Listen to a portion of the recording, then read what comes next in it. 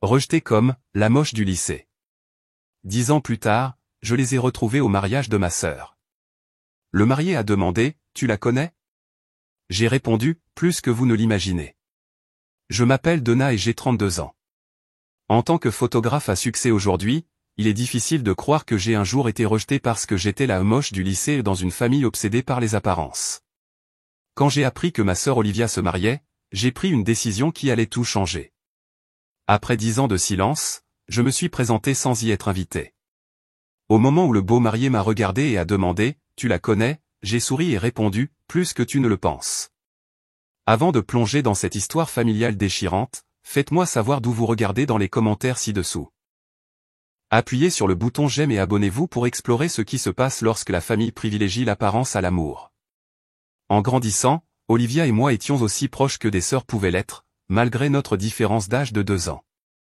Je me souviens de lui avoir tressé les cheveux quand elle avait 7 ans et moi 9, assise sur le sol de notre chambre partagée alors que le soleil filtrait à travers les rideaux en dentelle. Nous rions et nous confions des secrets, rêvions de nos avenirs et promettions d'être toujours la l'une pour l'autre.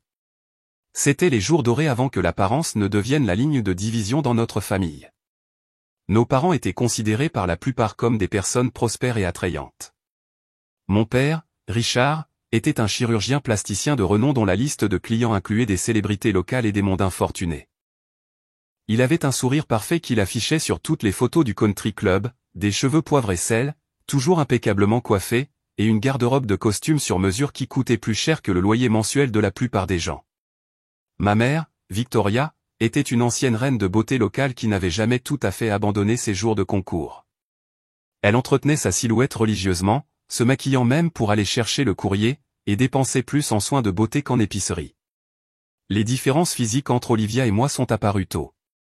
Alors que ma sœur avait hérité de la silhouette élancée, des cheveux dorés et des traits symétriques de notre mère, j'ai ressemblé à une tante éloignée dont personne n'aimait parler. À 11 ans, j'étais déjà potelé avec des cheveux bruns frisés qui refusaient de se comporter. Des lunettes sur mon nez à 12 ans, et l'acné est arrivé peu après comme un cadeau de 13e anniversaire indésirable. En parlant d'anniversaire, je n'oublierai jamais mon 13e. J'étais tellement excité, pensant enfin devenir adolescente. Peut-être que maintenant mes parents me verraient différemment. Je me souviens être descendu en douce pour prendre un verre d'eau cette nuit-là et avoir entendu mes parents parler dans la cuisine. Que allons-nous faire de Donna, soupira mon père en faisant tourner son whisky. Elle vieillit et elle n'a toujours pas pris de belle forme. La réponse de ma mère me blessa plus profondément qu'aucun couteau ne pourrait le faire. Je sais, Richard. J'espère qu'elle va mincir ou que nous pourrons lui refaire le nez quand elle aura 16 ans.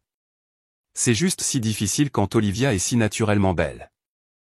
Et Donna, eh bien, elle essaie, je suppose. Je suis resté figé dans le couloir, mon verre d'eau oublié, pendant que mes parents continuaient de discuter de mon apparence comme si j'étais un problème à résoudre. Cette nuit-là, j'ai pleuré jusqu'à m'endormir, me demandant pourquoi être intelligente ne leur suffisait pas. Au fil des années, la disparité dans la façon dont mes parents nous traitaient est devenue impossible à ignorer. Pour Olivia, ils n'ont épargné aucune dépense. Cours de danse, cours de mannequinat, vêtements coûteux et éloges constants. Tu pourrais faire la couverture des magazines, disait ma mère en gavant Olivia pour les photos scolaires. Pour moi, il y avait des réussites scolaires qui restaient inexplorées, des cours de musique qu'il payait à contre-cœur, mais dont il n'assistait jamais aux représentations, et des vêtements achetés en solde avec une considération minimale pour le style. Tant que ça te va, disait mon père avec dédain. Je me suis replié sur moi-même, trouvant du réconfort dans les livres et les études. Mes notes étaient parfaites. Mes professeurs m'aimaient, mais rien de tout cela ne semblait avoir d'importance à la maison. Je suis devenu la fille invisible, regardant depuis les coulisses pendant qu'Olivia devenait l'enfant trophée. Le Noël de mes 15 ans fut particulièrement douloureux. Nous prenions le portrait de famille annuel pour les cartes de vœux lorsque mon père fronça soudain les sourcils. Victoria, peut-être devrions-nous simplement utiliser la photo d'Olivia de son récital, suggéra-t-il. La photo de famille n'est pas tout à fait harmonieuse. Ma mère hocha la tête en signe d'accord. Oui, celle-là est magnifique. Donna, tu comprends, n'est-ce pas? Nous voulons que la carte soit parfaite. J'ai été effacé de la carte de Noël familiale cette année-là parce que j'avais ruiné l'esthétique. Quand les cartes sont arrivées, ce n'était que mes parents et Olivia souriant dans des tenues parfaitement coordonnées avec un message sur notre famille parfaite. J'étais une note de bas de page, une imperfection à éditer. Alors qu'Olivia entrait dans ses années d'adolescence, notre relation s'est détériorée. La sœur qui partageait autrefois mes secrets est devenue distante, absorbée dans le monde des apparences de nos parents. Elle a commencé à faire écho à leurs sentiments, parfois involontairement. Tu aurais l'air tellement mieux si tu te donnais un peu plus de mal, Donna, disait-elle, essayant de m'aider avec le maquillage dont je n'avais aucun intérêt à porter. J'ai regardé ma douce petite sœur se transformer en une version miniature de notre mère, obsédée par l'apparence plutôt que par ce qu'elle ressentait. Et le pire, c'est que je ne pouvais même pas la détester pour ça. Elle devenait simplement ce que nos parents l'avaient élevée à être. La dernière année du lycée aurait dû être mon triomphe. Des années de dévouement aux études avaient porté leurs fruits et j'ai reçu la prestigieuse National Merit Scholarship. La cérémonie de remise des prix était prévue pour un jeudi soir de mars. Quand j'ai parlé à mes parents, mon père a vérifié son calendrier et a froncé les sourcils. C'est le même soir que le concours de beauté régional d'Olivia, a-t-il dit, sans même lever les yeux. Tu sais, nous ne pouvons pas manquer ça. C'est un tremplin pour la compétition d'État. Mais cette bourse signifie que je peux aller n'importe où à l'université sans fardeau financier, ai-je expliqué, en essayant de garder le désespoir hors de ma voix. Ma mère m'a tapé la main avec condescendance. C'est merveilleux, ma chère. Peut-être pourriez-vous demander à un ami de prendre des photos pour nous. Ils n'ont même pas envisagé de se séparer, un parent à chaque événement. Tous deux ont assisté au concours d'Olivia pendant que j'étais assise seule à une table destinée à la famille, acceptant mon prix avec un sourire forcé et des félicitations creuses de la part d'enseignants qui murmuraient à propos de mes parents absents. La situation du bal de promo n'était pas meilleure. J'avais été invité par Eric, un garçon de ma classe de chimie avancée. Il était gentil, intelligent, et semblait réellement m'aimer pour ma personnalité. J'ai passé des semaines à rassembler mon courage pour aller faire du shopping avec ma mère, qui a accepté à contre-cœur. Nous devrons trouver quelque chose qui amincit, a-t-elle commenté en entrant dans le magasin. Les couleurs sombres seraient les meilleures, et peut-être un châle pour tes épaules. 2 heures et des dizaines de commentaires critiques plus tard, j'avais une simple robe noire que ma mère jugeait acceptable. Ce n'était pas ce que je voulais, mais c'était le seul choix qu'elle approuvait. Le soir du bal, Eric a appelé 1 heure avant qu'il ne soit censé venir me chercher. Sa voix semblait tendue. Je ne peux pas venir ce soir, Donna. Je suis vraiment désolé. Plus tard, j'ai découvert par une amie qu'Olivia lui avait parlé plus tôt dans la journée. Elle avait mentionné à quel point j'étais socialement maladroite et avait sous-entendu que je n'avais été invitée que par pitié. Qu'elle l'ait fait intentionnellement ou qu'elle répétait simplement des choses qu'elle avait entendu nos parents dire, les dégâts étaient faits. Je me suis assise dans ma robe noire acceptable toute la nuit, à regarder Netflix et à essayer de ne pas pleurer. Le jour de la remise des diplômes est arrivé, et j'avais obtenu le titre de major de promotion. J'ai travaillé sans relâche sur mon discours, espérant que peut-être enfin mes parents verraient ma valeur. Le matin de la remise des diplômes, je suis descendu en toge et en mortier pour les photos. Tu n'aurais pas pu faire quelque chose avec tes cheveux, soupira ma mère. Et ces lunettes? Tu ne pourrais pas porter des lentilles juste pour aujourd'hui. J'ai essayé les lentilles, lui ai-je rappelé. Je suis allergique à ces choses. Mon père m'a inspecté de haut en bas. Eh bien, au moins la toge couvre tout. Je suppose que nous devrons prendre quelques photos. Les quelques photos qu'ils ont prises étaient superficielles, rien à voir avec le shooting photo élaboré qu'ils avaient organisé pour le bal de promo de junior d'Olivia un mois plus tôt. Sur chaque photo, ma mère se tenait légèrement tournée loin de moi, comme pour s'en distancer. Après la cérémonie, au cours de laquelle j'ai prononcé mon discours sous une ovation debout de tous sauf de ma propre famille, nous sommes allés au restaurant pour un déjeuner de remise des diplômes. Mon père a passé la majeure partie du repas sur son téléphone tandis que ma mère picorait sa salade et faisait des commentaires occasionnels sur mon apparence. Dieu merci, tu vas à l'université, a-t-elle dit après son 2e verre de vin. Peut-être qu'ils pourront te redresser un peu. Tu sais, les universités ont d'excellents gymnases de nos jours. Quelque chose a craqué en moi. 4 années d'excellence au lycée culminant avec une bourse complète et le titre de major de promotion, et tout ce à quoi elle pouvait penser était comment le gymnase de l'université pourrait me réparer. Qu'est-ce qui a exactement besoin d'être réparé, mère, ai-je demandé, ma voix, étrangement calme. Elle a semblé surprise, pas habituée à ce que je lui réponde. Eh bien, tu sais, ta présentation générale, les premières impressions sont tout, Donna. Ma première impression m'a valu une bourse complète. Ma première impression m'a valu la première place de ma classe. Ma première impression a fait que les professeurs ont écrit des lettres de recommandation me qualifiant de brillante et perspicace. Mais rien de tout cela ne compte pour toi et papa, n'est-ce pas, parce que je ne ressemble pas à Olivia. Mon père a finalement levé les yeux de son téléphone. Ne sois pas dramatique, Donna. Nous sommes fiers de tes réalisations académiques, mais dans le monde réel, les apparences comptent. Seulement pour les gens superficiels, ai-je répondu. La table est tombée dans un silence glacial, le visage de ma mère rougit de colère, et la mâchoire de mon père serrée. Olivia fixait son assiette, refusant de nous regarder. Tu ne nous parleras pas comme ça, a finalement dit mon père. Nous t'avons tout donné. Une bonne maison, une éducation, des opportunités. Tout sauf l'acceptation, ai-je interrompu. Tout sauf l'amour qui ne vient pas avec des conditions. Cette nuit-là, la dispute a continué à la maison. Les mots étaient lancés comme des armes, des années de ressentiment refaisant surface. Tu as toujours été ingrate, m'a accusé ma mère. Nous voulions juste ce qu'il y a de mieux pour toi. Non, vous vouliez que je sois quelqu'un d'autre, quelqu'un que je ne suis pas. Mon père, le visage rouge et furieux, a finalement lancé l'ultimatum. Si tu es si malheureuse de notre éducation, de nos valeurs, alors peut-être qu'il est temps de discuter de ton avenir. J'ai des collègues qui peuvent t'aider avec tes problèmes. Une rhinoplastie, une liposuction, peut-être un travail orthodontique. Nous sommes prêts à investir dans ces améliorations avant que tu ne commences l'université. Je l'ai regardé, incapable de croire ce que j'entendais. Tu veux m'altérer chirurgicalement avant de pouvoir m'accepter. Nous voulons t'aider à réaliser ton potentiel, a interrompu ma mère. J'ai regardé Olivia, espérant son soutien, mais elle est restée silencieuse, les yeux baissés. Elle avait 16 ans, déjà façonnée selon leur image de perfection, déjà perdue pour moi. Non, ai-je finalement dit, je ne changerai pas mon apparence pour répondre à vos normes superficielles, et je ne resterai pas là où je ne suis valorisé que pour mon apparence. Le visage de mon père s'est durci. Alors peut-être que tu devrais trouver un autre endroit où vivre si tu ne peux pas respecter nos valeurs, notre foyer. Richard, a haleté ma mère, mais il n'y avait pas de véritable protestation dans sa voix. Cette nuit-là, j'ai fait ma valise avec des vêtements et des nécessités. Mon père m'a tendu $500, son expression froide. Cela devrait te permettre de commencer. Ta bourse couvre le logement, je crois. Ma mère se tenait dans l'embrasure de la porte, tiraillée entre la décision de son mari et son instinct maternel. Finalement, les apparences ont gagné, comme toujours.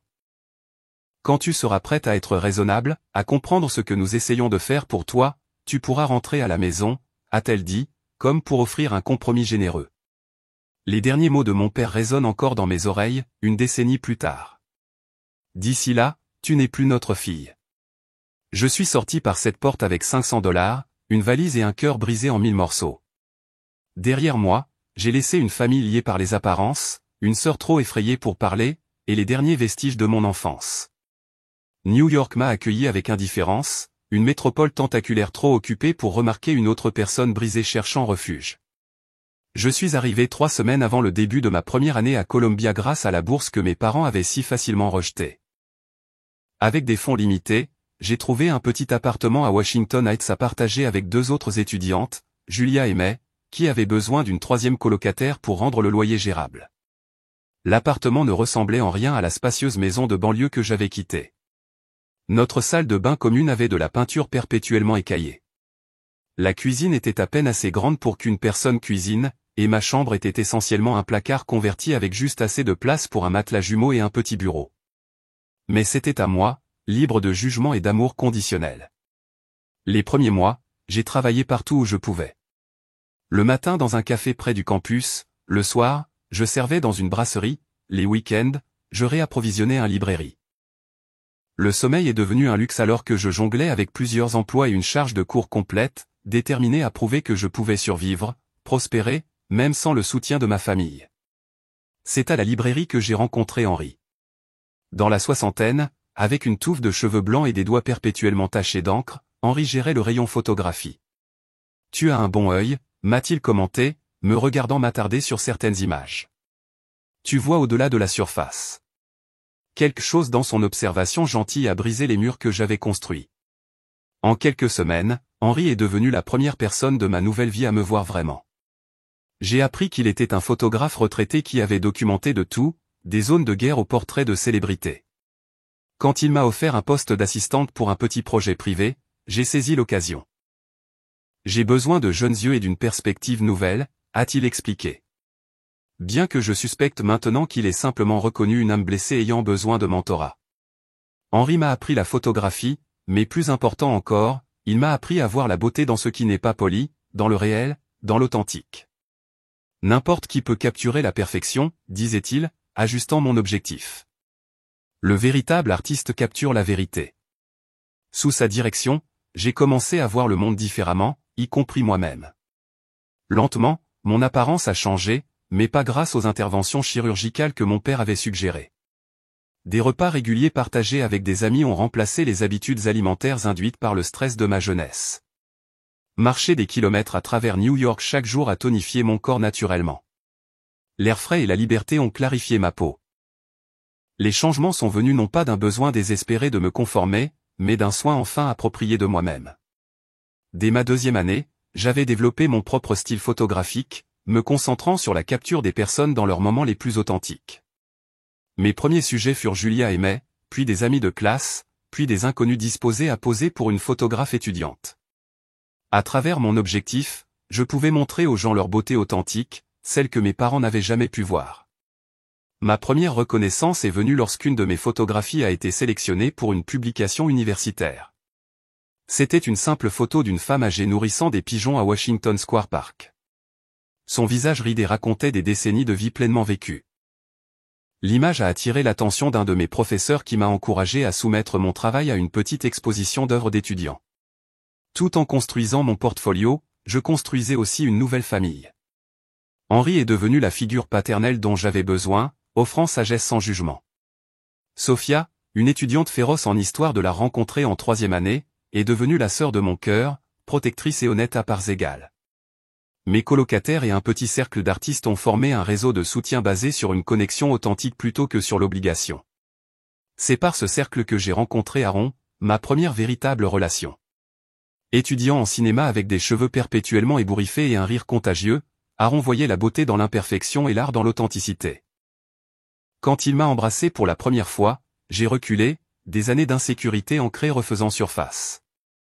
Pourquoi moi, ai-je demandé, sincèrement confuse. Je ne suis pas. Je veux dire, tu pourrais être avec n'importe qui. Il a semblé tout aussi confus. Parce que tu vois le monde d'une manière que personne d'autre ne voit. Parce que ton rire me rend heureux. Parce que quand tu parles de photographie, tout ton visage s'illumine. Il a doucement touché ma joue. Parce que tu es belle, Donna, d'une manière qui compte. Pour la première fois, j'ai été valorisé pour ce que j'étais, pas pour mon apparence ou ce que je pouvais devenir avec des améliorations. Bien qu'Aaron et moi nous soyons finalement séparés après la remise des diplômes, il m'a aidé à reconstruire mon estime de soi d'une manière dont je serai toujours reconnaissante. Ma 3e année a apporté l'opportunité de ma première petite exposition, une série que j'ai intitulée Beauté imparfaite. Utilisant la lumière naturelle et un minimum de retouches, j'ai photographié un groupe diversifié de femmes, mettant en valeur les caractéristiques qu'elles avaient été amenées à cacher. Vergetures, cicatrices, rides, traits asymétriques, le tout capturé avec dignité et grâce. L'exposition était petite, hébergée dans l'espace galerie d'un café, mais la réponse fut écrasante. Tu m'as montré comme je suis vraiment, m'a dit une participante les larmes aux yeux en fixant son portrait. Ce soir-là, entouré d'images célébrant la beauté authentique et d'amis célébrant mon succès, j'ai réalisé que j'avais créé quelque chose que ma famille ne pourrait jamais comprendre, une vie où la valeur n'est pas mesurée par l'apparence. Au moment de l'obtention de mon diplôme, j'avais obtenu un poste d'assistante auprès d'un photographe portraitiste bien connu, continué à construire mon portfolio et emménager dans un petit appartement studio à moi à Brooklyn. Il faisait à peine 37 mètres carrés, mais chaque centimètre était à moi, décoré de photographies et de souvenirs de ma nouvelle vie. Les nuits particulièrement difficiles, je pensais parfois à Olivia, me demandant quelle sorte de femme elle devenait sous l'influence de nos parents. J'avais essayé de la contacter une fois, en envoyant un email soigneusement formulé à son adresse de lycée, mais je n'ai reçu aucune réponse. Qu'elle m'ait ignoré ou qu'elle ne l'ait jamais reçu, je ne pouvais pas le savoir. Finalement, j'ai arrêté de tendre la main vers une famille qui m'avait jugé indigne. Au lieu de cela, j'ai regardé vers l'avant, construisant une vie et une carrière basées sur les valeurs mêmes que ma famille avait rejetées, l'authenticité, l'acceptation et la beauté trouvée dans la vérité. 5 ans après avoir quitté la maison de mon enfance, j'étais passé d'une fille rejetée à un nom reconnu dans la photographie artistique. Mon style signature, capturant l'humanité sans filtre, avait attiré l'attention de galeries et de publications axées sur la remise en question des normes de beauté. J'avais un petit mais magnifique studio à Manhattan où les clients venaient spécifiquement pour ma capacité à les montrer tels qu'ils étaient vraiment. Mon projet le plus réussi à ce jour avait été une série intitulée Vraies femmes, présentant 100 femmes de tous âges, tailles et origines photographiées sans maquillage, sans manipulation numérique, sans aucun artifice. La série avait été présentée dans plusieurs grands magazines d'art et il y avait une liste d'attente de femmes désireuses de participer à la prochaine phase. Tu m'as montré tel que je suis réellement, a écrit une cliente. Et pour la première fois, je pense que je pourrais être suffisante telle que je suis. Des mots comme ceux-ci ont guéri des parties de moi que je ne réalisais pas encore être brisées. Chaque fois que quelqu'un trouvait de la valeur dans son moi authentique grâce à mon travail, une petite partie de ma propre douleur d'enfance s'estompait. Professionnellement, j'avais des contrats avec des magazines de mode progressistes, fatigués de la dépendance de l'industrie à l'égard de normes impossibles. Mon travail avait été exposé dans des galeries à New York, Chicago et Los Angeles. Financièrement, j'étais stable, capable de payer mes factures et même d'épargner pour l'avenir, ce qui avait semblé impossible pendant ces premiers mois désespérés en ville. Ma vie personnelle s'était également stabilisée. Après plusieurs relations qui m'ont appris différentes leçons sur l'amour et la valeur, j'étais avec Thomas depuis près de 2 ans. Un architecte attentionné qui abordait les bâtiments comme j'abordais la photographie, voyant la beauté dans la fonctionnalité et l'authenticité dans le but. Il comprenait mon histoire, m'avait tenu dans ses bras pendant les cauchemars concernant ma famille, et ne m'avait jamais suggéré de changer quoi que ce soit à mon sujet. « Tu es parfaitement Donna », disait-il. Et c'est exactement comme ça qu'il faut être. Par un après-midi d'automne frais, j'ai reçu un email de mon oncle David, le frère cadet de mon père, et le seul membre de la famille qui avait maintenu un contact au fil des ans. David avait toujours été le mouton noir de la famille, choisissant une carrière dans l'éducation plutôt que des options plus lucratives, épousant par amour plutôt que par statut. Il comprenait mon exil mieux que quiconque. Olivia se marie, disait simplement l'email. Je pensais que tu devrais savoir. Le 12 novembre au Lakeside Resort. Le nom de son fiancé est Jack Weston. Je suis resté fixé sur l'écran pendant un long moment, des émotions inattendues se mélangeant. Olivia aurait 26 ans maintenant, plus la sœur adolescente que j'avais laissée derrière moi. Je n'avais aucune idée de ce qu'elle était devenue, si elle avait pleinement embrassé les valeurs de nos parents ou trouvé sa propre voie. Une partie de moi voulait ignorer l'information pour protéger la vie que j'avais construite, mais la curiosité tirait obstinément. Une rapide recherche sur Internet a révélé que Jack Weston était un entrepreneur à succès qui avait lancé une entreprise technologique axée sur les logiciels éducatifs. Sa famille était bien établie dans les cercles sociaux de Boston, vieille richesse avec de nouvelles idées. Son entreprise avait été présentée dans des magazines économiques où il parlait d'innovation authentique et de technologie significative. Il semblait, du moins d'après les informations publiques, être quelqu'un de substance. Ce qui a attiré mon attention, cependant, c'est une citation dans l'un des articles. Interrogé sur ses influences, Jack avait mentionné une exposition de photographie qui avait changé sa perspective sur l'authenticité dans les affaires. L'exposition était la mienne, bien qu'il ne m'ait pas nommé directement. La coïncidence semblait trop importante pour être ignorée. Ce soir-là, j'ai montré l'information à Thomas et Sophia lors d'un dîner dans notre appartement. Donc, ta sœur épouse un homme qui a admiré ton travail sans connaître les liens, a résumé Sophia en faisant tourner des pâtes sur sa fourchette. C'est une sacrée blague cosmique. Thomas était plus prudent. Envisages-tu d'y aller? Après tout ce qu'ils ont fait, j'ai regardé par la fenêtre le paysage urbain de New York, en considérant la question. Je ne sais pas. Une partie de moi veut voir qui Olivia est devenue. Une partie de moi veut qu'ils voient qui je suis devenu sans leurs améliorations. Et oui, une petite partie mesquine veut qu'ils sachent que cet homme qui l'approuve sûrement apprécie mon travail.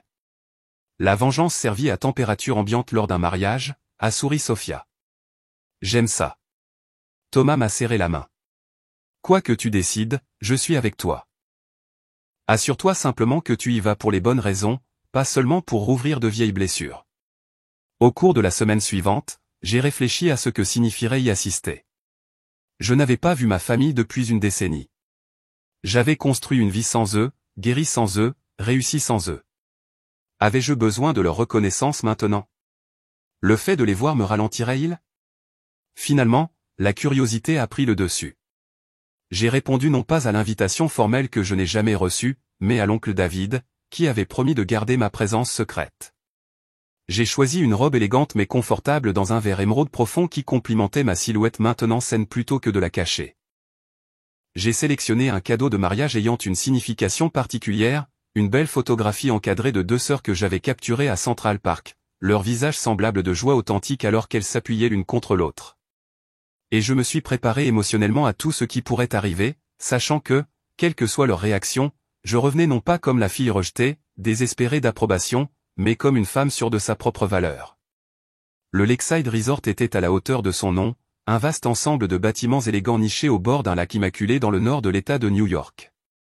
Alors que mon taxi montait la longue allée, j'ai aperçu des jardins méticuleusement entretenus, un pool house étincelant et le dais blanc de la tente de mariage en cours d'installation sur la pelouse. Tout criait le bon goût cher et la curation soignée, exactement ce que j'attendrais d'un événement influencé par mes parents. Je me suis enregistré dans ma chambre, ayant réservé un hébergement pour 2 nuits, malgré le fait de ne pas savoir combien de temps je resterais réellement. La suite était luxueuse d'une manière discrète avec des vues sur l'eau et un décor doux et neutre qui murmurait plutôt qu'il ne criait la richesse. J'ai passé 1 heure à me préparer, me maquillant minimalement et coiffant mes cheveux en vague lâche avant d'enfiler ma robe émeraude et de prendre une profonde inspiration studieuse. Tu n'es pas là pour leur approbation, ai-je rappelé à mon reflet. Tu es là pour observer, pour comprendre, et peut-être pour clore un chapitre. La cérémonie était prévue à 16 heures avec une réception à suivre. Je suis arrivé sur le site de la cérémonie à 15h30, chronométrant délibérément mon entrée pour éviter la haie d'honneur. Depuis une position discrète à l'arrière des invités réunis, j'ai observé la scène qui se déroulait devant moi. Le premier visage familier que j'ai aperçu fut celui de mon père. 10 ans l'avaient considérablement vieilli, ses cheveux autrefois parfaitement teints maintenant véritablement argentés. Son visage marqué malgré ce que je soupçonnais être des traitements réguliers. Il avait toujours l'air distingué, mais il y avait une tension autour de ses yeux qui témoignait de stress ou d'insatisfaction. À ses côtés, ma mère était une étude de beauté préservée. Son visage étonnamment lisse. Pour une femme dans la soixantaine, sa silhouette entretenue par ce que je supposais être un régime et un exercice rigoureux. Ils se tenaient ensemble accueillant les invités, le tableau parfait de parents fiers, mais quelque chose dans leur sourire semblait pratiqué plutôt que sincère. J'ai scanné la foule à la recherche d'Olivia, mais je ne l'ai pas immédiatement vue, probablement séquestrée dans une salle de préparation de mariée. Au lieu de cela, j'ai reconnu des cousins, des tantes, des oncles, des amis, tous impeccablement habillés, tous faisant partie du monde que j'avais laissé derrière moi. Certains avaient des souvenirs heureux, d'autres avaient été complices du système de valeurs basé sur l'apparence de ma famille. Personne ne semblait me reconnaître, le vilain petit canard, transformé non pas en cygne, mais en femme, à l'aise dans ses propres plumes. L'oncle David m'a repéré en premier, se détachant d'une conversation pour m'approcher avec un sourire chaleureux. À 62 ans, il avait l'air plus naturellement âgé que mon père. Son visage buriné par des années d'activité de plein air et de rire sincère. « Donna » a-t-il dit doucement, m'enlaçant. « Tu as l'air merveilleuse, pas à cause de quelque chose de superficiel, mais parce que tu as l'air heureuse. » Ces mots m'ont arraché des larmes inattendues. Merci de m'avoir informé et d'être la seule personne qui n'a jamais oublié que j'existais. Il m'a serré la main. Ils ont essayé de t'effacer des photos de famille, mais ils n'ont jamais pu t'effacer de la réalité familiale. Olivia s'interroge sur toi, tu sais. Pas directement, mais je peux dire qu'elle se demande. Cela m'a surprise. Elle ne m'a jamais contacté. La peur est une chose puissante, a-t-il répondu critiquement. La cérémonie est sur le point de commencer. Es-tu prête pour ça? J'ai hoché la tête. Bien qu'en vérité, je ne sois pas sûr que quiconque puisse être prêt à affronter la famille qu'il avait rejetée après une décennie de silence. Nous avons pris place près du fond alors que les invités commençaient à s'installer dans leurs chaises. Le cadre était indéniablement magnifique, le lac offrant une toile de fond impressionnante à l'arche florale où les vœux seraient échangés. Tout était blanc et or, des choix élégants mais sur qui parlaient de goût traditionnel plutôt que d'expression personnelle. Mon père est passé devant notre rangée sans me remarquer, son attention entièrement concentrée sur son rôle de père de la mariée. ma mère l'a suivi quelques instants plus tard, escortée par un jeune usher, sa robe couleur champagne, clairement designer et parfaitement ajustée à sa silhouette entretenue. Elle a jeté un bref coup d'œil dans notre direction, mais n'a montré aucun signe de reconnaissance, ses yeux glissant sur moi comme si j'étais une invitée de mariage comme une autre. La musique a commencé, un quatuor à cordes jouant des sélections classiques, les garçons d'honneur et les demoiselles d'honneur ont défilé par paires, suivis par le témoin. Et puis, il était là, Jack Weston, le marié, grand et confiant à l'autel. Il était beau d'une manière authentique, avec des yeux gentils et un sourire qui semblait nerveux mais sincère. J'ai essayé de l'imaginer en train de regarder mon exposition de photographie, me demandant ce qu'il en avait retiré. Puis la musique a changé et toute l'attention s'est tournée vers le fond de l'allée. Mon souffle s'est coupé quand Olivia est apparue au bras de notre père. Elle était magnifique. Il n'y avait aucun déni, mais pas comme je m'en souvenais. Ses traits semblaient d'une manière ou d'une autre différents, plus prononcés. Son nez légèrement plus petit, ses lèvres plus pleines. J'ai reconnu les signes subtils des améliorations que notre père m'avait si facilement proposées. Les avait-elle acceptées volontairement, ou lui avait-elle été présentée comme des nécessités plutôt que des options? Malgré ces changements, lorsqu'elle a souri, j'ai aperçu la petite sœur à qui j'avais autrefois tressé les cheveux, pour la fille qui avait partagé des secrets avec moi avant que les apparences ne deviennent notre ligne de division. Quelque chose dans mon cœur me faisait mal pour la relation que nous avions perdue, pour les femmes que nous aurions pu être l'une pour l'autre dans une famille différente. La cérémonie elle-même fut brève et traditionnelle. Les vœux furent échangés, les alliances présentées, un baiser partagé. J'ai regardé non seulement Olivia et Jacques, mais aussi les réactions de mes parents. Ils rayonnaient de fierté. Mais j'ai remarqué les yeux de ma mère scrutant constamment la foule, évaluant la façon dont l'événement était reçu. Même dans ce moment de supposée joie, les apparences comptaient le plus.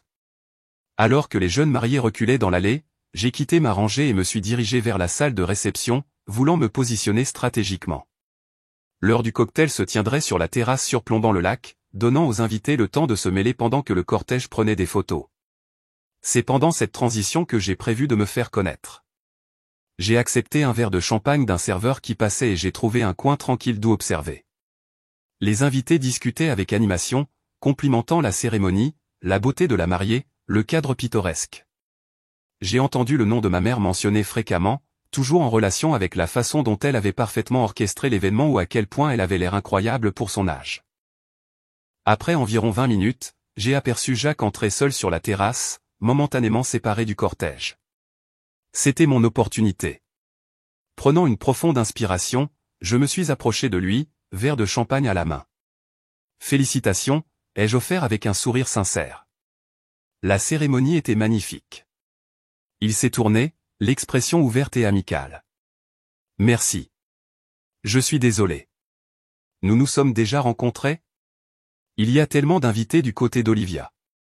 Je n'ai pas encore eu l'occasion de les rencontrer. » Non, nous ne nous sommes pas rencontrés officiellement, ai-je répondu. Mais je crois que vous connaissez mon travail. Une exposition de photographie sur la beauté authentique. Ses yeux se sont écarquillés de reconnaissance. Oui, cette exposition a changé la façon dont j'abordais tout mon modèle économique. L'authenticité de ces images était révolutionnaire. Attendez, vous êtes cette photographe, Donna. Sa voix s'est interrompue alors qu'il faisait le lien avec le nom de famille, Donna, comment? J'ai souri, prenant une petite gorgée de champagne. Vous semblez assembler les pièces. Tu connais Olivia, a-t-il demandé, la confusion évidente dans son expression. J'ai rencontré son regard directement, mon cœur battant la chamade, mais ma voix était calme. Plus que tu ne le penses. Avant qu'il ne puisse répondre, une agitation près de l'entrée a attiré notre attention. Olivia était entrée, maintenant changée de sa robe de cérémonie pour une robe de réception. Elle scannait la foule, probablement à la recherche de son nouveau mari. Quand ses yeux nous ont trouvés, son expression s'est figée. Un mélange complexe de choc, de reconnaissance et de quelque chose d'autre que je ne pouvais identifier clairement, scintillant sur son visage.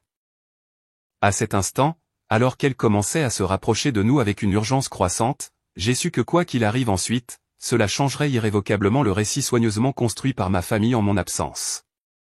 Jacques, a appelé Olivia, sa voix plus aiguë que d'habitude alors qu'elle se précipitait vers nous.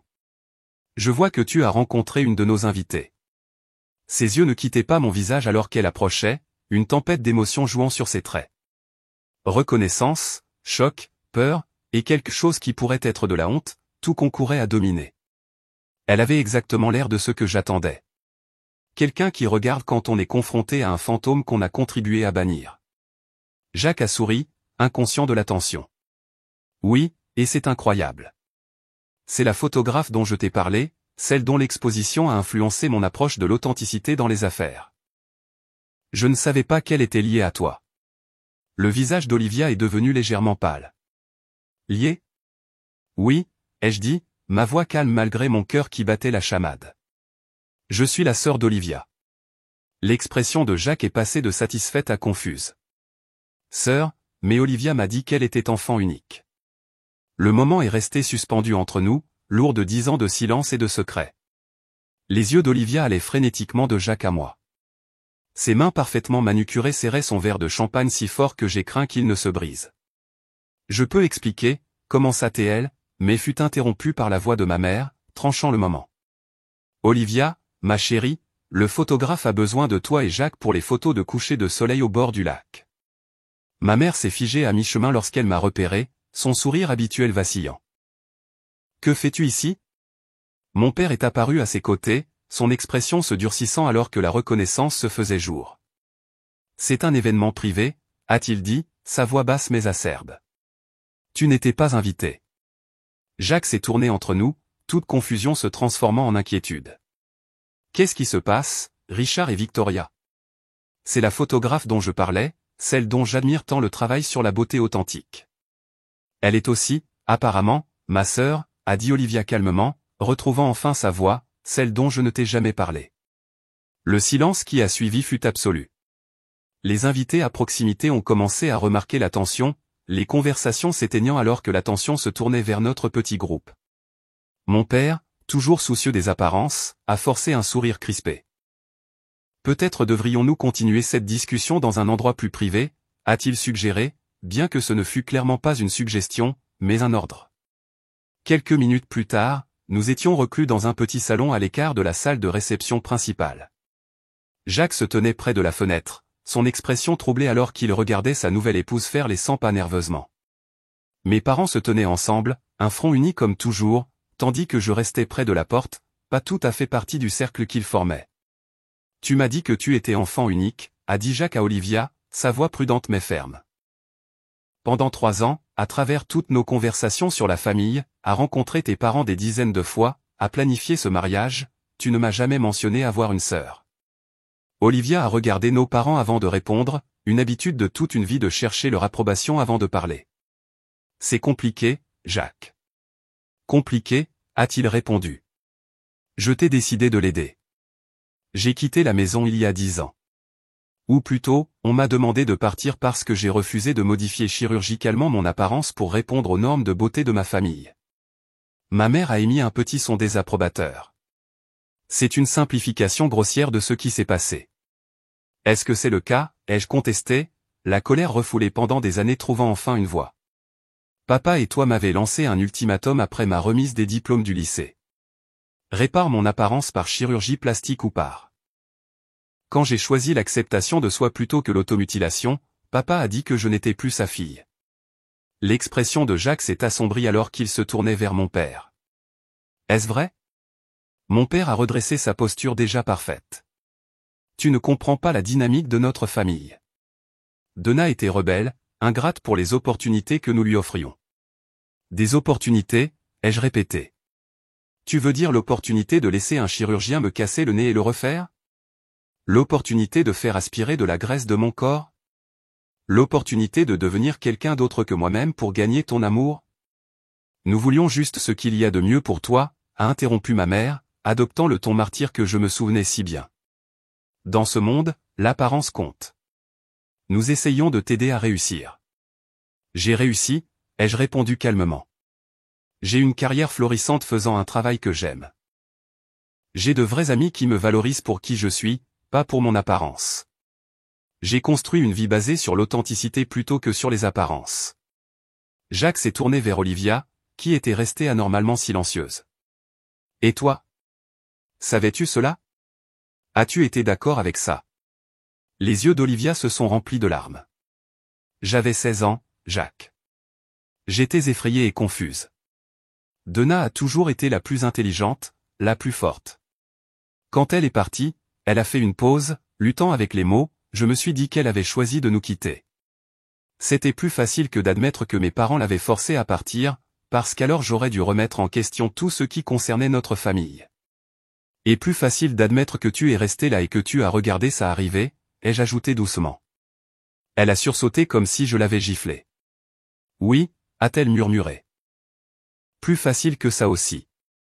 Jacques a passé une main dans ses cheveux, perturbant leur coiffure soignée. Alors, tu m'as menti. Pendant toute notre relation. Tu as prétendu que tu n'avais pas de sœur parce que quoi? C'était gênant à expliquer. Tu avais honte de la façon dont ta famille la traitait? Je ne savais pas comment te le dire, a admis Olivia. Plus j'attendais, plus cela devenait difficile. Et puis tu as parlé d'admirer cette photographe qui capture la beauté authentique. Et j'ai vu son nom dans l'un de tes articles et j'ai réalisé que c'était Donna et j'ai juste paniqué. Mon père s'est avancé, tentant clairement de reprendre le contrôle de la situation. Jacques, mon garçon, chaque famille a ses complications. Ce n'est vraiment ni le moment ni le lieu pour les étaler. Olivia et toi venez de prononcer vos vœux. Les invités attendent. Le photographe est prêt pour les photos de coucher de soleil. Jacques l'a regardé avec une nouvelle évaluation dans ses yeux. Avec tout le respect que je vous dois, Richard, je viens de découvrir que ma femme me mentait sur quelque chose de fondamental. Que la famille que je pensais épouser est capable de renier sa propre fille pour ne pas répondre à ses normes esthétiques. Je pense que cela mérite une pause dans les festivités. Ma mère a fait un bruit de détresse. C'est exactement pourquoi nous ne voulions pas impliquer Donna. Elle a toujours été difficile, elle a toujours fait des scènes. L'injustice de cette accusation après une décennie de silence m'a frappé comme un coup physique. Je suis totalement absente de vos vies depuis 10 ans. De votre choix, pas du mien. Quelle scène aurais-je pu causer? Tu en causes une maintenant, a-t-elle sifflé. En existant, ai-je contesté. En refusant de rester effacé. Jacques s'est tourné vers moi, son expression pensative. Pourquoi es-tu venu aujourd'hui après tout ce temps? Après la façon dont ils t'ont traité? C'était une question juste, une question que je m'étais posée à plusieurs reprises pendant le voyage ici. En partie par curiosité, ai-je admis, en partie pour clore le chapitre, et en partie parce que je pensais qu'il était temps que ma famille voie que me rejeter ne m'avait pas détruite, que j'avais construit quelque chose de beau à partir de leur rejet. Olivia s'est rapprochée de moi, s'arrêtant juste avant de tendre la main. J'ai essayé de t'appeler une fois il y a environ 3 ans. Le numéro que j'avais été déconnecté. J'ai changé de numéro après l'université, ai-je répondu. Oncle David a toujours mes coordonnées. Il me les aurait partagées si tu avais demandé. L'implication était évidente, elle n'avait pas vraiment fait beaucoup d'efforts pour me trouver. Jacques a pris une profonde inspiration. Je dois réfléchir et nous devons nous adresser à nos invités. Je ne peux pas faire semblant que tout va bien quand je viens de découvrir que ma nouvelle femme m'a caché l'existence de sa sœur et que ses parents ont renié cette sœur pour avoir refusé la chirurgie esthétique. Il nous a regardés tour à tour. Je dois comprendre qui exactement j'ai épousé et de quelle famille je viens d'intégrer. Mon père s'est redressé, offensé. Tu exagères. C'est de l'histoire ancienne. Non, ai-je dit calmement. C'est le présent. C'est qui vous êtes, qui vous avez toujours été. Des gens qui valorisent l'apparence plus que la substance, l'image plus que la réalité, le statut social plus que la loyauté familiale. Ce n'est pas juste, a protesté ma mère. Je l'ai regardé directement. Ce qui n'est pas juste, c'est de dire à une adolescente qu'elle n'a de valeur que si elle modifie chirurgicalement son apparence. Ce qui n'est pas juste, c'est d'effacer une fille des photos de famille parce qu'elle ne correspond pas à votre esthétique. Ce qui n'est pas juste, c'est de rester silencieux pendant que votre mari renonce à votre enfant. La pièce est tombée dans un silence total. Le poids de la vérité enfin exprimée à voix haute pesait sur nous tous. Jacques s'est dirigé vers la porte. Sa décision apparemment prise. Je vais parler à mon témoin et au coordinateur de l'événement. Il faut légèrement retarder la réception. Je pense qu'il est préférable que nous prenions tous un peu de temps pour nous calmer. Il a marqué une pause, regardant directement Olivia. Et ensuite, nous devons parler, vraiment parler de quel genre de mariage et de quelle vie nous allons construire ensemble. Alors qu'il sortait, nous sommes restés les quatre, l'unité familiale d'origine, maintenant fracturée au-delà de toute reconnaissance, forcés de faire face aux morceaux brisés que chacun de nous avait contribué à créer. Lorsque nous sommes finalement sortis de cette pièce, la réception était en état de suspension animée. Les invités étaient groupés en petits cercles, chuchotant derrière leurs mains et leurs verres à cocktail. Le quatuor à cordes jouait doucement en arrière-plan, mais la piste de danse restait vide. Le mariage parfait que ma mère avait orchestré se défaisait, et pour une fois, les apparences ne pouvaient pas être maintenues. Jacques s'est tenu près de la table d'honneur, consultant son témoin et un coordinateur de mariage visiblement contrarié.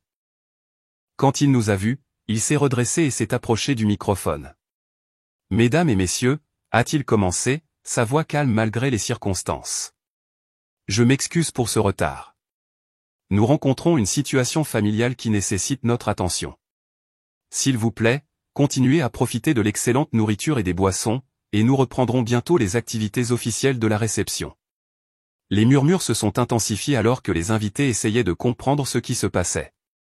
Ma mère s'est rapidement déplacée dans la foule, en mode contrôle des dégâts dans ses escarpins de designer, offrant de vagues explications sur des problèmes logistiques mineurs. Mon père s'est dirigé droit vers le bar, tandis qu'Olivia restait figée, son maquillage soigneusement appliqué maintenant strié de larmes qu'elle avait tenté de réparer à la hâte. Je me suis retrouvé aux côtés de l'oncle David, sa présence stable étant un réconfort dans le chaos. « Pas tout à fait les retrouvailles que tu imaginais ?» a-t-il demandé doucement. « En fait, le bouleversement émotionnel est exactement ce que j'imaginais, » ai-je répondu. Bien que je n'ai pas eu l'intention de perturber tout le mariage. Il m'a serré l'épaule. Parfois, la guérison nécessite une petite perturbation. La question est, que se passe-t-il maintenant? Ce qui s'est passé ensuite fut tout à fait inattendu. Jacques est revenu au microphone après avoir consulté Olivia, qui se tenait maintenant à ses côtés, sa main étroitement serrée dans la sienne. « Merci à tous pour votre patience », a commencé Jacques. Aujourd'hui a été plein de surprises, certaines joyeuses, d'autres difficiles. Olivia et moi venons d'avoir une révélation sur la vérité familiale et les fondations sur lesquelles nous voulons bâtir notre mariage. Il a regardé Olivia, qui a hoché la tête légèrement avant de prendre le micro elle-même. Sa voix tremblait mais gagnait en force à mesure qu'elle parlait. Beaucoup d'entre vous me connaissent comme enfant unique. Ce n'est pas vrai. J'ai une sœur, Donna. Elle a fait un geste vers l'endroit où je me tenais avec l'oncle David. En raison de circonstances familiales dont je ne suis pas fier. Nous sommes étranges depuis 10 ans. Sa présence ici aujourd'hui est inattendue mais importante. Avant de célébrer notre nouvelle famille, Jacques et moi devons reconnaître la vérité sur ma famille existante. Un soupir collectif a parcouru la pièce alors que tous les regards se tournaient vers moi.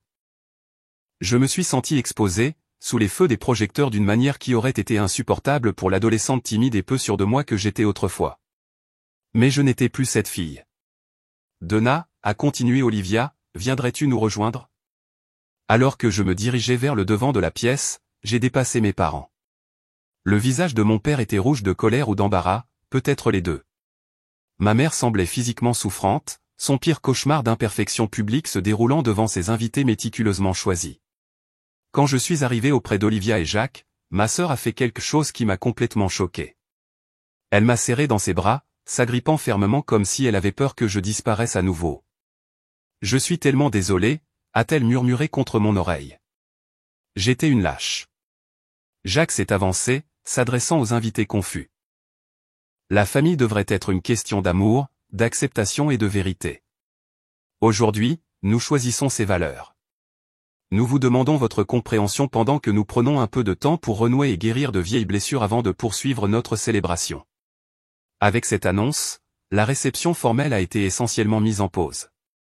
Certains invités, clairement mal à l'aise avec l'émotion non scénarisée, ont poliment trouvé des excuses et sont partis. D'autres, en particulier la famille et les amis de Jacques, sont restés, leurs expressions reflétant le respect pour le choix difficile que le couple avait fait. Olivia et Jacques et moi nous sommes déplacés dans un coin tranquille de la terrasse, rejoints quelques instants plus tard par l'oncle David. Mes parents sont restés notablement à distance. Ma mère maintenant engagée dans une conversation intense avec plusieurs invités qui partaient, mon père toujours au bar. J'aurais dû te parler de Donna, a dit Olivia à Jacques, sa voix petite. J'avais honte.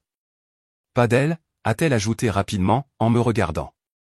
De moi-même, de notre famille, de la façon dont j'ai si facilement accepté ce qui s'est passé, parce que cela signifiait que je restais la favorite. Pourquoi n'as-tu jamais cherché à me contacter, ai-je demandé, la question qui avait persisté pendant une décennie. Même après que vous soyez adulte et indépendante. Elle a tordu nerveusement sa bague de mariage. Au début, je croyais ce que maman et papa disaient, que tu avais choisi de partir, que tu étais dramatique et difficile. Quand j'ai commencé à remettre en question leur version des événements, des années étaient passées.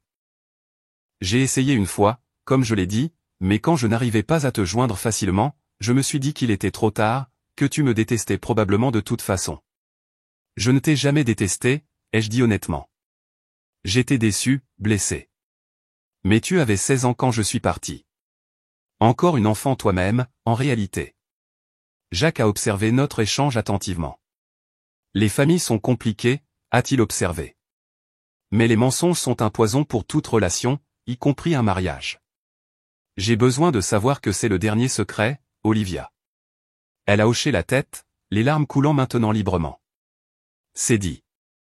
Je promets plus de faux-semblants, plus de façades parfaites. Pendant que nous parlions, j'ai remarqué mon père s'approcher, son expression maintenant contrôlée et diplomatique. Ma mère le suivait à contre-cœur derrière lui. Cette démonstration a duré assez longtemps, a-t-il dit calmement, attentif aux invités voisins. Tu as fait ton point, Donna. Maintenant, peut-être pouvons-nous sauver ce qui reste de ce mariage. J'ai regardé l'homme qui était autrefois mon père, l'ai vraiment regardé, et j'ai vu non pas la figure intimidante de ma jeunesse, mais un homme vieillissant, s'accrochant désespérément à des illusions de contrôle et de perfection. La révélation était à la fois triste et libératrice. Ce n'est pas une démonstration, ai-je répondu calmement. C'est la réalité qui perce la façade soigneusement construite que vous maintenez depuis des décennies. Vos filles se reconnectent malgré vos meilleurs efforts pour en effacer une d'entre nous. Ma mère s'est avancée, sa voix basse et urgente. As-tu une idée de l'apparence que cela donne? La moitié des invités sont partis. Les Weston doivent penser que nous sommes dysfonctionnels. Nous sommes dysfonctionnels, a dit Olivia soudainement, nous surprenant tous. Maman, papa, nous le sommes.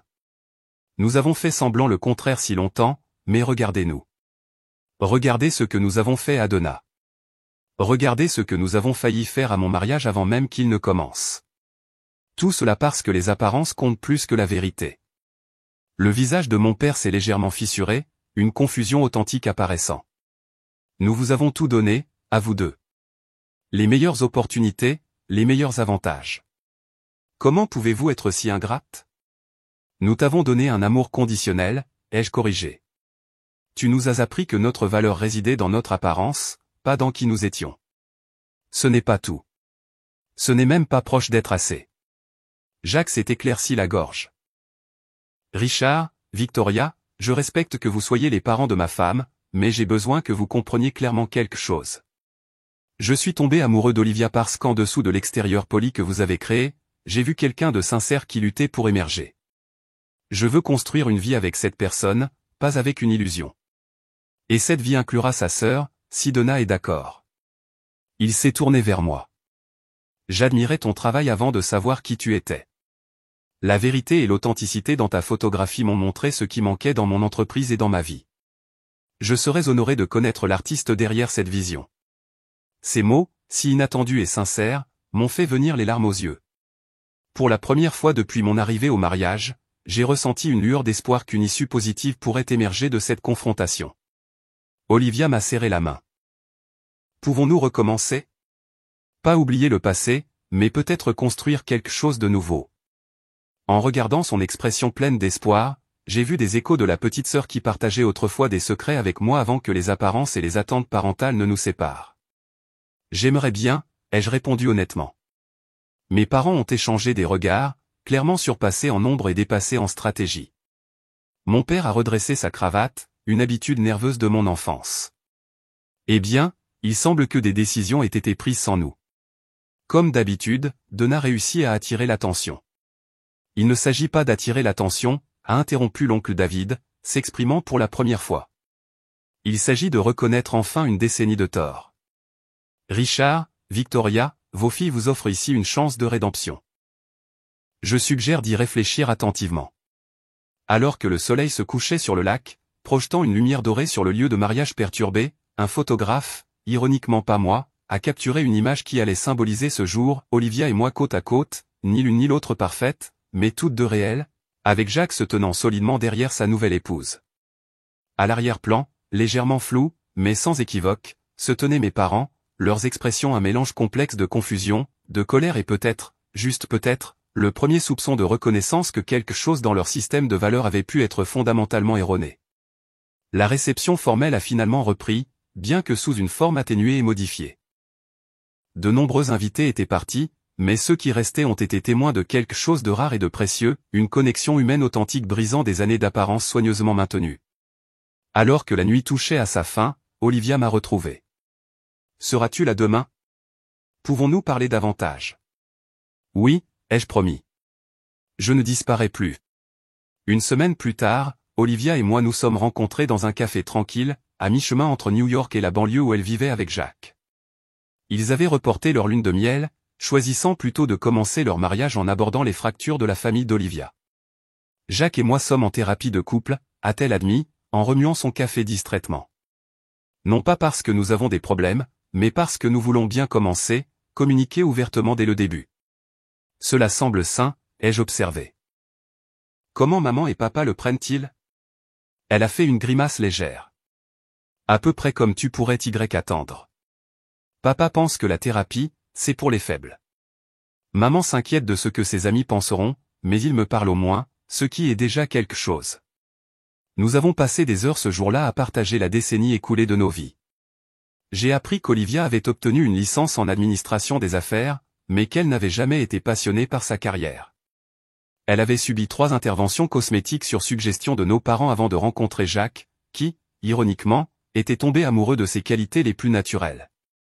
Elle avait commencé à remettre en question les valeurs de nos parents progressivement, mais n'avait jamais trouvé le courage de s'en détacher complètement.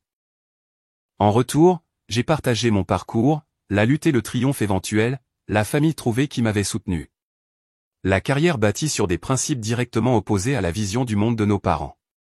J'ai pensé à retourner à l'école, a avoué Olivia. Peut-être en psychologie. Je veux comprendre pourquoi je suis devenu si complice d'un système de valeurs qui a blessé ma propre sœur. Pourquoi j'étais si prête à cacher la vérité à l'homme que j'aime. 2 semaines plus tard, j'ai reçu un texto d'Olivia me demandant si nous pouvions nous rencontrer à nouveau, cette fois avec nos parents. La réunion fut tendue, tenue dans le salon formel de leur maison, où rien ne semblait avoir changé. Les mêmes meubles immaculés, les mêmes photos de famille stratégiques me manquant toujours, la même atmosphère de curation soignée. Mon père avait l'air plus vieux qu'il ne l'avait paru au mariage. Le stress des événements récents était évident dans de nouvelles lignes autour de ses yeux. Quand j'ai commenté une mèche grise qu'il avait manquée, il a en fait sursauté, une réaction qui aurait autrefois satisfait ma blessure, mais qui ne faisait maintenant que m'attrister. J'ai regardé de vieilles photos, a-t-il dit sèchement, clairement mal à l'aise avec les conversations émotionnelles d'avant. Avant ton départ, tu prenais toujours des photos, même à cette époque, tu voyais toujours les choses différemment que nous. C'était le plus proche d'une reconnaissance qu'il pouvait offrir, mais c'était quelque chose. Ma mère est restée plus résistante. Je crois toujours que nous essayons de t'aider, Donna. Ce monde est cruel pour les femmes qui ne répondent pas à certains critères. Nous voulions t'épargner cette douleur en t'infligeant une douleur différente, plus profonde, ai-je répondu. Pas sur un ton accusateur, mais factuel. La douleur de croire que ta propre famille ne pouvait pas t'accepter tel que tu étais. Elle n'eut aucune réponse à cela, mais j'ai remarqué qu'elle se regardait dans le miroir de l'autre côté de la pièce, voyant peut-être pour la première fois le tribut que des décennies de poursuite de la perfection avaient eu sur son propre esprit. 3 mois après le mariage, j'ai ouvert une nouvelle exposition intitulée « Famille redéfinie ». La pièce maîtresse était une série de portraits explorant différentes structures familiales, biologiques et choisies, traditionnelles et non conventionnelles. Parmi eux se trouvait un triptyque, une photo d'enfance d'Olivia et moi, un portrait actuel de nous deux pris au café où nous nous étions retrouvés, et entre eux, un cadre vide représentant les années perdues. Thomas et mes amis sont venus me soutenir, se mêlant à la foule du monde de l'art et aux critiques. Olivia et Jacques sont arrivés tôt, tous deux sincèrement excités de voir mon travail. L'oncle David est également venu, amenant ma cousine Tessa, qui m'avait contacté indépendamment pour renouer. La surprise est venue vers la fin de la soirée alors que la galerie commençait à se vider. Mes parents sont apparus, l'air mal à l'aise, mais présents. Ma mère portait une tenue plus simple que ses ensembles habituels, soigneusement coordonnés. Les cheveux de mon père montraient plus de gris que je ne l'avais jamais vu le laisser paraître. Ils se sont déplacés maladroitement dans l'exposition, s'arrêtant le plus longtemps devant le triptyque d'Olivia et moi. Je me suis approché prudemment, incertaine de leur but en venant. « Ton travail est captivant », a finalement dit mon père. « Tu vois des choses que la plupart des gens manquent. C'est ce qui la rend exceptionnelle. » Richard, a commenté l'oncle David, se joignant à nous. Pas quelque chose à réparer, mais quelque chose à valoriser. Ma mère a touché le bord du cadre vide représentant nos années perdues. Tellement de temps perdu, a-t-elle murmuré, et pour la première fois de ma mémoire, son expression soigneusement contrôlée s'est fissurée, révélant un regret sincère. Ce n'était pas le pardon ou la réconciliation, pas encore. Cela demanderait plus de temps, plus de conversations honnêtes, plus de reconnaissance du tort causé. Mais c'était un début, une fissure dans la façade parfaite qui nous avait tous gardés prisonniers à différents égards. La vie n'est pas une question de perfection, mais d'embrasser l'authenticité. La beauté ne réside pas dans l'impeccabilité, mais dans la vérité. Et la famille, la vraie famille, ce ne sont pas ceux qui exigent que tu changes pour mériter leur amour, mais ceux qui t'aiment parce que tu es vraiment toi-même, avec tes imperfections et tout. Je l'ai appris à la dure, par le rejet et la reconstruction, par la perte et la découverte. Mais debout là, entouré d'images célébrant la connexion authentique avec ma sœur à nouveau à mes côtés et même mes parents faisant des pas prudents vers une vision authentique, j'ai compris que parfois les ruptures les plus douloureuses créent de l'espace pour que quelque chose de plus fort grandisse. Cette nuit-là, Olivia et moi avons pris notre premier selfie en plus de 10 ans, sans filtre et imparfait. Nous l'avons envoyé à nos parents avec un simple message, « Voici à quoi ressemble la vraie beauté ». Avez-vous déjà dû choisir entre être accepté et être authentique, entre les attentes familiales et votre propre vérité? J'adorerais entendre vos histoires dans les commentaires ci-dessous. Et si ce voyage de guérison et de redécouverte familiale vous a interpellé, veuillez aimer, vous abonner et partager avec quelqu'un qui pourrait avoir besoin d'entendre que sa valeur n'est pas déterminée par son apparence. Merci d'avoir été témoin de mon histoire. Et rappelez-vous, la chose la plus belle que vous puissiez être, c'est vous-même, authentiquement et sans excuse.